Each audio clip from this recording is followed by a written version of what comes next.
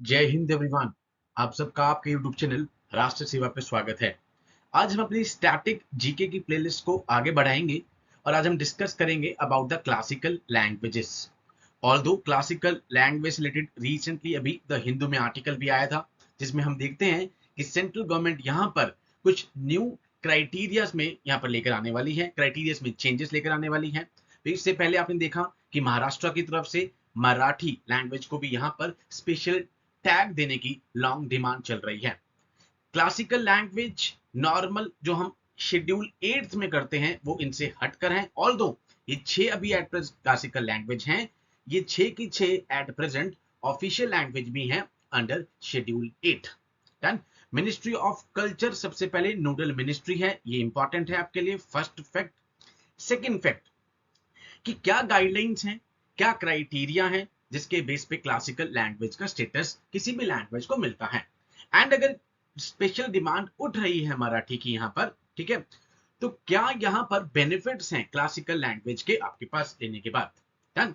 तो अभी हम स्टैटिक प्लेलिस्ट में रेलवे जोन्स कर चुके हैं, उसके बाद हम कमांड्स एंड रैंक्स कर चुके हैं, हम क्लासिकल लैंग्वेज करेंगे, इसके बाद हम क्लासिकल डांसेस करेंगे, then we move towards the further topics. तो ऐसे करके आपके पास एक प्रॉपर स्टैटिक जीके की जुलाई में करंट अफेयर्स की सीरीज चल जाएगी। Not current affair, static GK की एक प्लेलिस्ट आ जाएगी। एंड स्टैटिक प्लेलिस्ट आपको एफकैट में भी, एनडीए में भी, सीडीएस में भी, टेरिटोरियल आर्मी में भी and in the Agniveer also her exam में आपको इससे क्वेश्चन देखने को मिलेगा। डन। तो पहला आपके पास आया मिनिस्ट्री ऑफ कल्चर, जुलाई 9 2024 की ये न्यूज है, ठीक है। द हिंदू का आर्टिकल था, centre set to tweak criteria for according classical language status. Done. अब हम डिस्कस करते हैं कि क्लासिकल लैंग्वेज का स्टेटस किस तरीके से मिलता है, क्या इसके लिए यहाँ पर क्राइटेरिया है। उससे पहले एट प्रेजेंट 6 लैंग्वेजेस ऐसी हैं जिनको क्लासिकल लैंग्वेज का स्टेटस मिला हुआ है। अब कई बार यूपीएससी ये इसमें थोड़ा सा ट्विस्ट कर देती है कि सबसे पहले किसको मिला था, लेटेस्ट किसको मिला था। अदरवाइज आपके लिए ये ईयर इतने इंपॉर्टेंट नहीं है, बट सबसे पहला ईयर बहुत इंपॉर्टेंट है और सबसे लास्ट ईयर आपके लिए बहुत इंपॉर्टेंट है, बिकॉज लेटेस्ट एडिशन कौन सा हुआ है। तो सबसे पहले अगर हम बात करें तो तमिल 2004 में उसको क्लासिकल लैंग्वेज का स्टेटस मिल जाता है। नंबर 2 संस्कृत, जिसको 2005 में स्टेटस मिल जाता है। नंबर 3 इज द कन्नड़ा, 2008 में स्टेटस मिल जाता है क्लासिकल लैंग्वेज का। 2008 में तेलुगु को यहाँ पर स्टेटस मिल जाता है। उसके बाद हम देखते हैं नंबर 5 इज मलयालम, 2013 में यहाँ पर मलयालम को भी टैग मिल जाता है।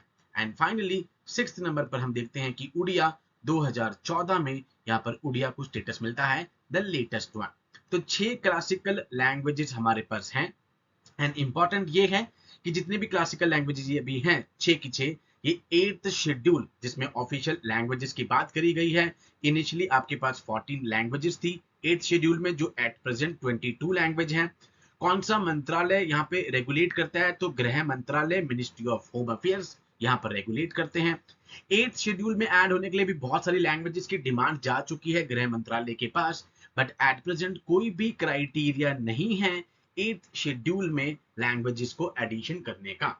ये 3 चीजें आपको पता हो कि कोई क्राइटेरिया नहीं है, ठीक है। ऑल्दो मोहापात्रा इस पे कमेटी भी बनी थी, ठीक है।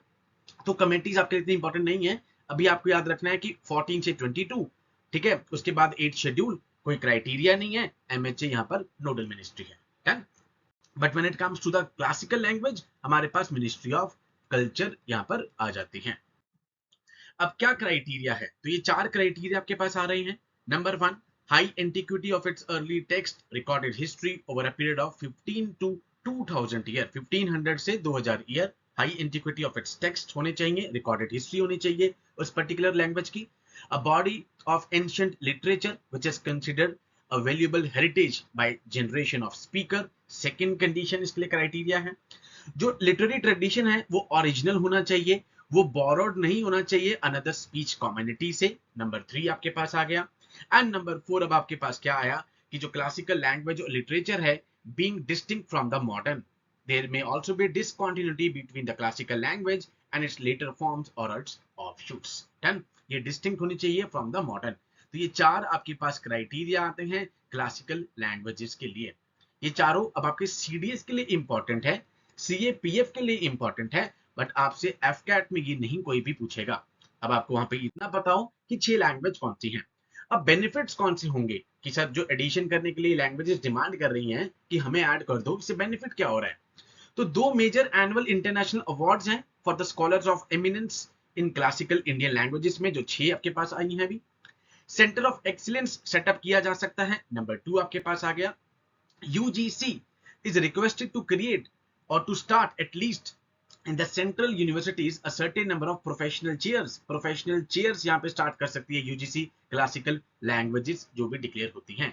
UGC जो कि स्टैट्यूटरी बॉडी है, स्टैट्यूटरी बॉडी जो एक्ट ऑफ पार्लियामेंट से क्रिएट की जाती हैं, उनको हम क्या कहते हैं, स्टैट्यूटरी बॉडीज। इसके अलावा हमारे पास कॉन्स्टिट्यूशन बॉडीज होती हैं जिनका मेंशन कॉन्स्टिट्यूशन के अंतर्गत किया गया है।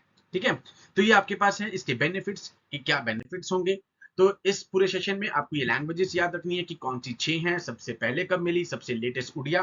ठीक है, उसके बाद यहीं पे 8 शेड्यूल इंपॉर्टेंट हो जाता है, क्या कंडीशंस हैं, कौन सा मंत्रालय है, ये हो गया। ठीक है, तो इस तरीके से हम अपने सारे स्टैटिक प्लेलिस्ट को यहाँ पे कंप्लीट करेंगे, डांसेस को कंप्लीट करेंगे, टाइगर रिजर्व्स को करेंगे, यहाँ पे नेशनल पार्क्स, रामसर साइट्स को करेंगे। ठीक है, पार्लियामेंट्स के नाम क्या हैं, करेंसीज क्या है, बिकॉज अग्निवीर और इन टीए वाला एग्जाम हो गया आपका, या एफ कैट में कई बार आपसे इस तरह के क्वेश्चन भी पूछ लिए जाते हैं। अब इस सीरीज के बाद ये होगा कि अब बाई चांस इस बार आपका एग्जाम कुछ कंडीशंस के कारण रह भी जाता है, तो स्टैटिक प्लेलिस्ट आपके पास अब चैनल पे एक जगह पे होगी, आप उसमें कोई भी लेटेस्ट अपडेट है तो वो अपडेट के साथ आप उसे रिवाइज कर सकते हैं। So with these words, I conclude my today's session. Jai Hind to all. Take care.